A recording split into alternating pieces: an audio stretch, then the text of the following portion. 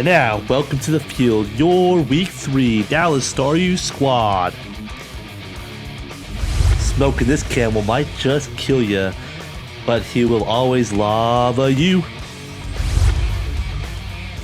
I sense a nasty plot. Look up in the sky, it's Hindenburg. I bought this baby from Planned Parenthood. It's baby life. This six-legged spider is on the blue and the gold. It's Bubblehead. With punches as fast as bullets, here comes Edward Scissorhands. And finally, Unchain the Captain, Django.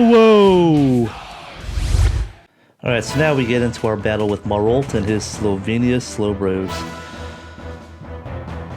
Now we're going to lead out with the Kommo-o because it's got the coverage to hit just about everything, and I want to pressure him right from the get-go. So here comes Django, Unchained the Captain, and he leads out with Paris, and that would be his Empoleon. So I just want to go for damage here. I don't expect him to stay in because close combat will kill unless he's maximum defensive almost. And as you can see, he's just that because he lives on just a sliver of health, and that's not a focus sash. That is a leftovers, living on 1 or 2 or, some ridiculously low HP. And because of that, now I have a toxic Django on turn 1. A little bit annoying, but not the end of the world. So there goes Empoleon. I'm not sure what he's going to do, but I am going to go for the close combat again, just to get damage on either kill him or kill something coming in. And he goes into the top of Bulu, which will take resisted damage from this. The good thing is we do have the poison jab, and he's going to set up the grassy surge. So poison jab will knock this thing out, and I am faster than top of Bulu. So that is what we're going to go for. So we are going to go for the poison jab. And here we go. We're going to get some HP back from the grassy terrain and take a little bit of toxic damage. I hate toxic so much, even though I use it a lot.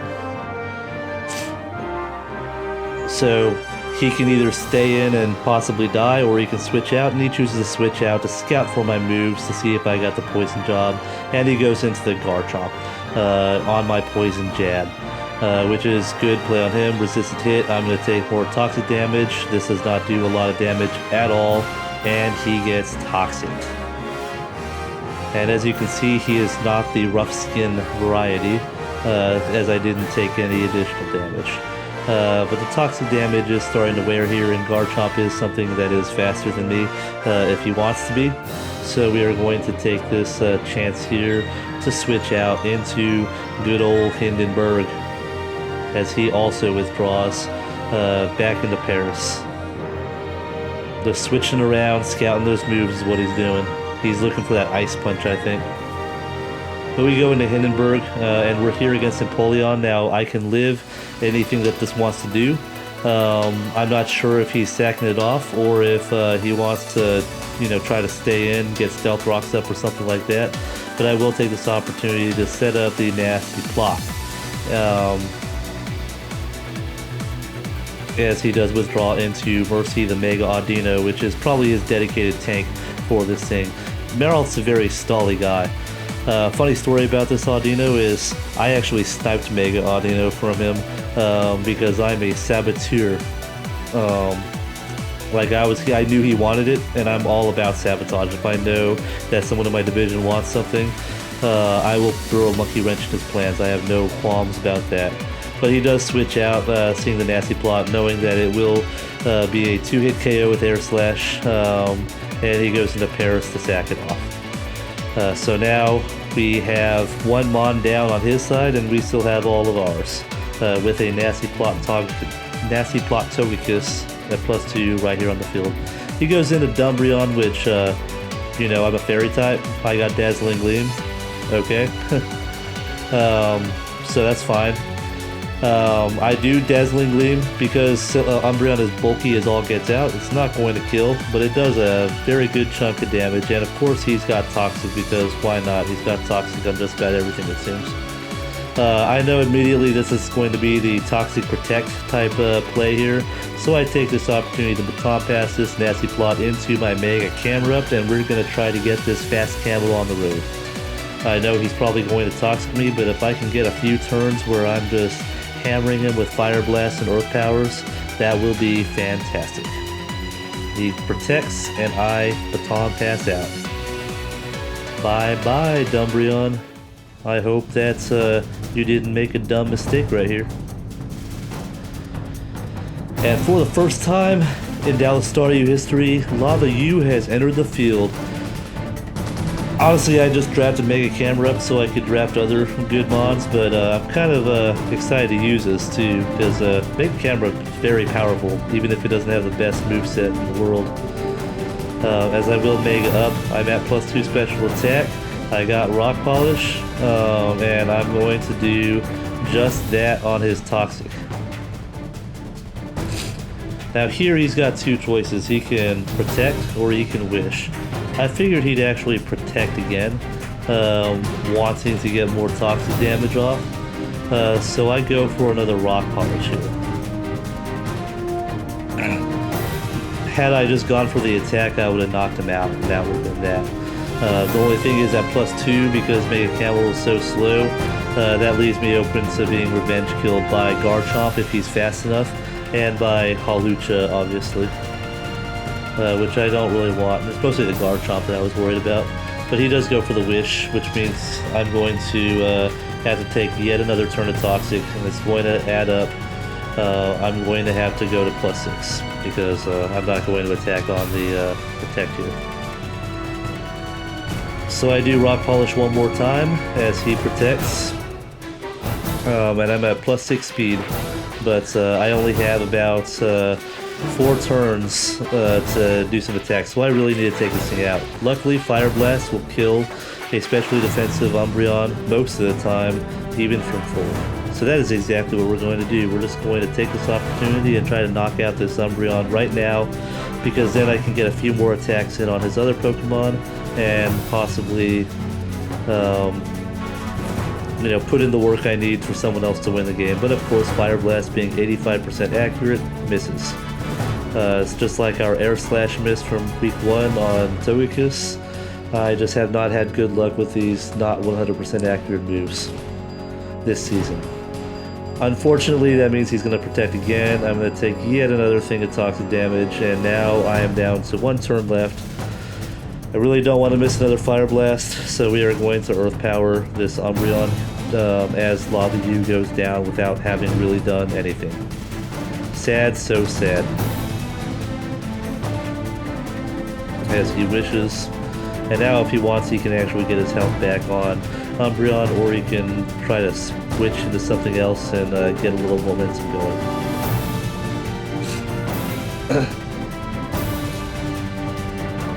Bye-bye, Lava U. Maybe you'll be more effective next game I bring you. We are going to bring the captain back in, Django, because close combat is scary, even at the health that he'd be. But I actually decided to go for the Dragon Claw, because it's a good middle ground play. It would have killed from that amount of health had he done something else. And I was hoping that it would kill his Garchomp coming in, but as you can see, just like Empoleon before him, he lives on like 1 HP, and now he gets his Wish back, and now he gets his, he's at half health. He is faster than me, he can kill me if he wants, but I'm going to stay in and go for the attack. Now he's going to set up Stealth Rocks, which sucks because now Togekiss is going to take 25% damage coming in, and she's already toxic as it is. But at least Garchomp is going to go down.